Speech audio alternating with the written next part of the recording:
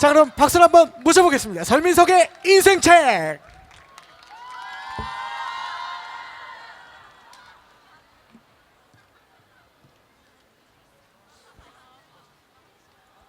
제가 여러분들이 이렇게 현장에서 모시고 이렇게 강연을 하게 돼서 너무 기쁩니다. 여러분들은 인생책이 과연 무엇입니까? 제가 뭐 여쭤볼게요. 우리 안경 쓴 우리 친구. 예, 인생책이 뭐예요? 뭐예요? 아, 책 안 읽어요. 책 안 읽어요. 자, 이번엔 그 우리 머리에 예쁜 볼을 단 우리 친구. 인생책이 뭐예요? 예, 우리 친구. 네, 한참 생각하고 있어요. 보통 인생책이 뭔가 하는데 저는 책 읽어드립니다라는 프로그램을 통해서 많은 책들을 읽어드렸습니다. 거기에는 진화론의 입장도 있었고요. 또 우주 탄생의 이야기도 있었고 군주의 덕목도 있었고 전쟁사도 있었고 전범 공판 기록도 있었고요. 정치, 경제, 사회, 문화 할 것 없이 삼라만상의 다양한 책들을 읽어드렸는데 그 책들의 공통점을 제가 생각해 봤더니 그 공통점은 하나였다. 그건 뭐냐면 바로 사람의 이야기라는 것이었어요. 그럴 수밖에 없겠죠. 왜냐하면 독자들, 여러분들이 사람이고 그리고 저자도 사람이니까. 그래서 우리 인간을 뭐라고 부르죠? 호모 사피엔스. 우리 호모 사피엔스가 어디로부터 왔고 그리고 어디로 갈 것인지를 심도 있게 간추린 유발 하라리, 이스라엘의 교수입니다. 역사학자인데요. 유발 하라리의 사피엔스를 소개해 드리도록 하겠습니다. 사피엔스가 한 500페이지 정도 되는데요. 제가 여러분들 단 15분 만에 읽어 드리겠습니다. 사피엔스는요, 총 4개 단원으로 이루어져 있는데 여기는 1단원이 뭐냐면 다 같이 한번 따라해 볼까요? 인지혁명. 제가 한번 여러분들께 여쭤볼게요. 사람이 여기는 지구의 주인이라는 거를 인정하지 않을 분은 없을 것 같아요. 자, 인간은 침팬지보다 힘이 세요? 약하죠. 호랑이처럼 날카로운 이빨이 있어요? 뱀 같은 독이 있어요? 없는 우리가 뭐 때문에 지구의 주인이 됐을까요? 지능, 또 도구. 이 친구가 유발 하라리 교수하고 비슷하네요. 보통 지능이 뛰어나고 도구를 쓰기 때문에 지구의 주인이 됐다라고 얘기를 하는데 여기는 유발 하라리는 뭐라고 얘기를 하냐면 상상하는 것을 집단적으로 믿는 힘 때문에 우리 인간이 지구의 주인이 됐다는 거예요. 이것을 바로 인지혁명이라고 부르는데요. 대표적으로 제국이랄지 국가 아니면은 종교, 돈 이런 것들이 존재하지 않는데 이걸 믿고 협력하기 때문에 우리 인간이 엄청난 힘을 가질 수 있다라고 얘기를 합니다. 자, 제가 한번 질문을 해볼게요. 자, 우리 아디다스 모자 쓴 친구 여학생인데 몇 살이에요? 고2. 대한민국 사랑하십니까? 대한민국 사랑한대요. 애국자세요? 그래. 국가 사랑하죠? 여러분들 국가 사랑하세요? 대한민국 사랑하세요? 여러분들이 사랑하는 대한민국 어디 있습니까? 여기? 동대문 디자인 센터인데 여기? 지구에 있어요? 우주에 있어요? 대한민국이? 우리 마음속에 있어요? 그 마음은 어디 있어요? 유발 하라리는 말합니다. 국가는 존재하지 않는다고. 국가가 어디 있어요? 하나 더 해볼까요? 교회 다니시는 분. 교회 다니세요? 하나님 믿어요? 저도 하나님 믿거든요. 하나님 만나봤어요? 식사해봤어요? 만져봤어요? 하나님 어디 있어요? 마음이 어디 있는데요? 심장 옆에? 허파 사이에? 존재하지 않는다는 거예요. 국가도 종교도 실체하지 않는다는 거예요. 하나 더 해볼까요? 여러분들 돈이 실체한다고 생각하십니까? 돈이 실체하는 것 같죠? 여기 동전주 있고 지폐도 있으니까. 유발 하라리가 뭐라고 얘기를 하냐면 전 세계에 유통되는 지폐와 동전을 다 모으면 6조 달러래요. 그런데 실제 전 세계에 유통되는 돈의 가치를 다 환산하면 60조 달러래요. 그러면 54조 달러는 어디 있어요? 은행 계좌에 데이터로만 존재하는 거예요.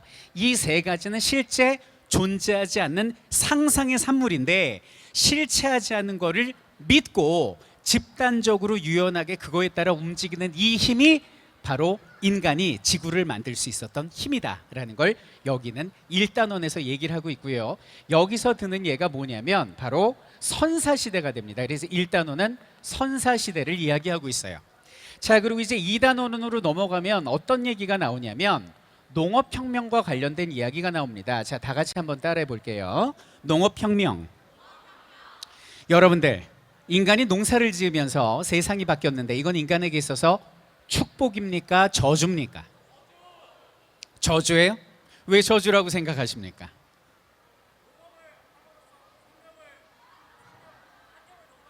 아, 농업을 하면서 환경을 너무 많이 파괴했대요. 박수 한번 쳐주시죠. 제가 TV에서 읽어드린 책 중에 총균세라는 책이 있는데 총균세에서는 이렇게 얘기를 합니다.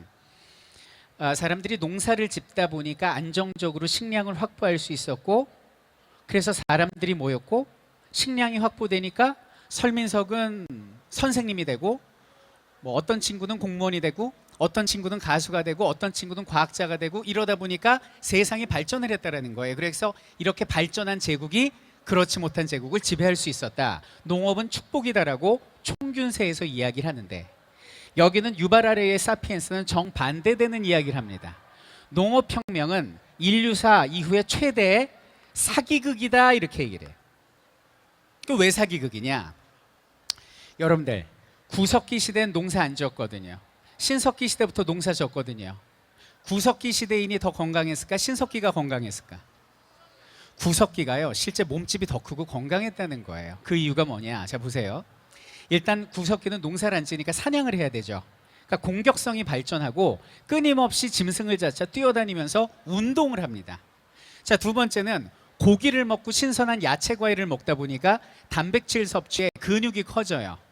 탄수화물은요 야생벼가 좀 있었기 때문에 고단백 저탄수의 운동을 열심히 한 거고 심지어는 사냥하는 때 이외에는 누워서 쉴 수 있으니 몸이 보디빌더 같았다는 거예요.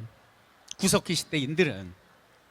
근데 신석기 시대부터 농사를 지으면서 사람들이 어떤 생각을 했냐? 처음에는 야 농사를 지으면 안정적으로 이렇게 식량이 나오니까 나는 여가 시간도 늘고 나는 더 건강하고 행복해질 거야.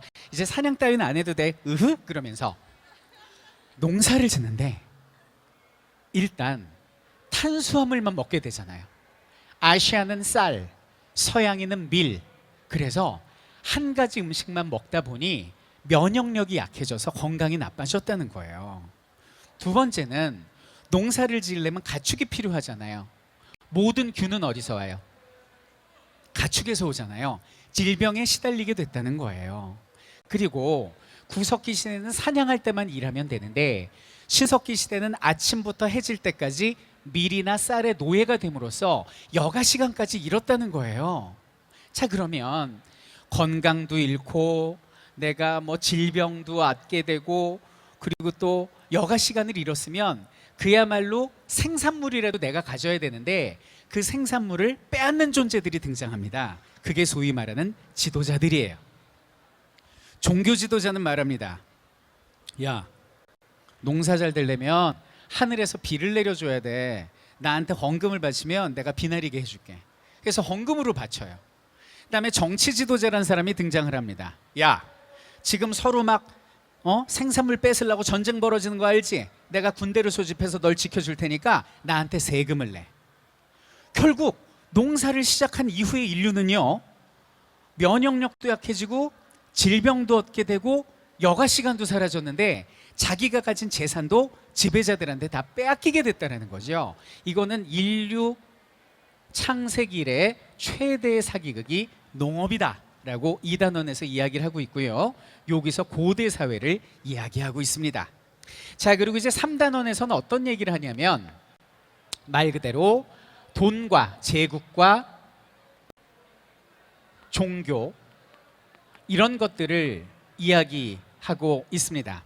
여러분들 지금은 세상이 하나로 통합이 돼 있죠. 뭘로 통합이 돼 있습니까? 뭐 모바일폰, SNS, TV 이런 것들로 하나로 통합이 됐잖아요. 그런데 여기는 중세 시대에도 근세 시대에도 세상이 통합이 됐는데 인류의 통합을 이룬 건 바로 제국과 종교와 돈 때문이었다. 이렇게 얘기를 해요. 근데 말이 맞는 것이 여러분들 창세기 이래로 가장 많은 영토를 차지한 정복자가 누굽니까?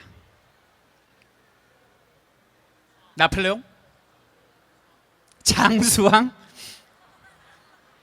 정답을 말씀드리겠습니다. 징기스칸입니다.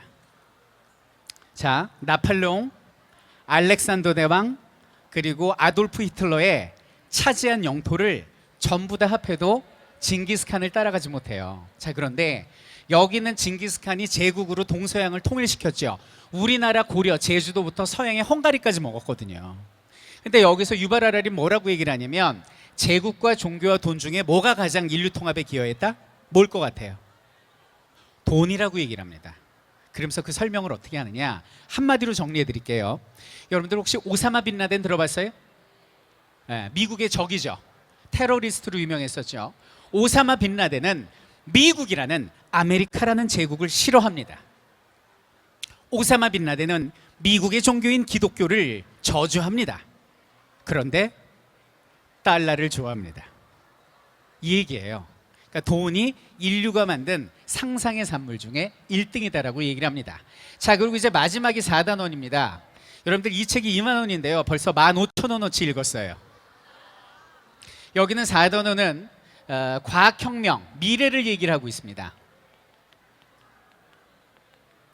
미래를 얘기하는데 이거는 이제 현대와 미래를 얘기를 하는 거죠.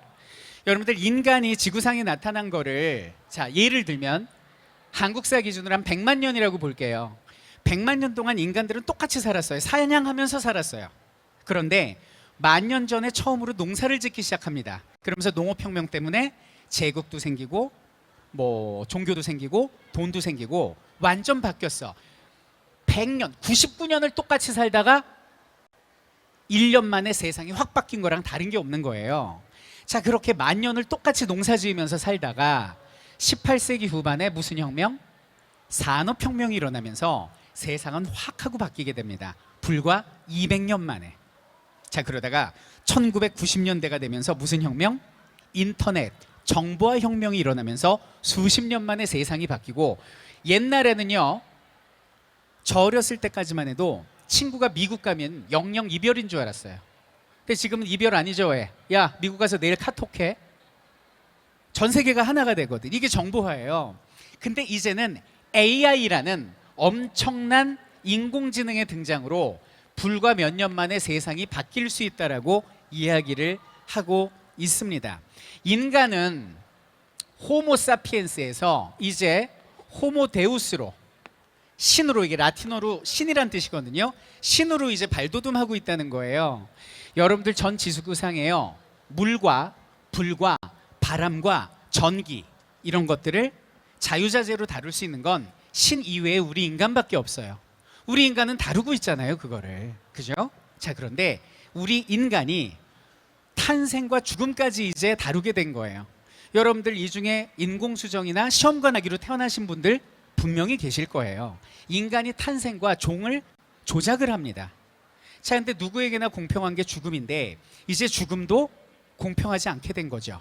구글 기술로 200세 시대, 영생의 시대가 열린다는 거예요. 인간은 삶과 죽음까지 관장하는 호모 사피엔스가 아니라 이제 호모 데우스로 디벨롭되고 있다는 얘기죠.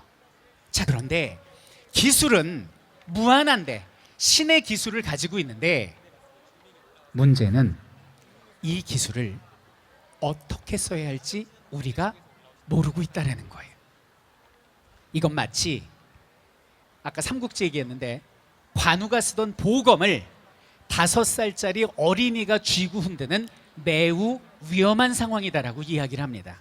그래서 유발 하라리가 이 사피엔스라는 책을 통해서 하고 싶은 얘기는 기술의 발전에만 몰두하는 인간들이요.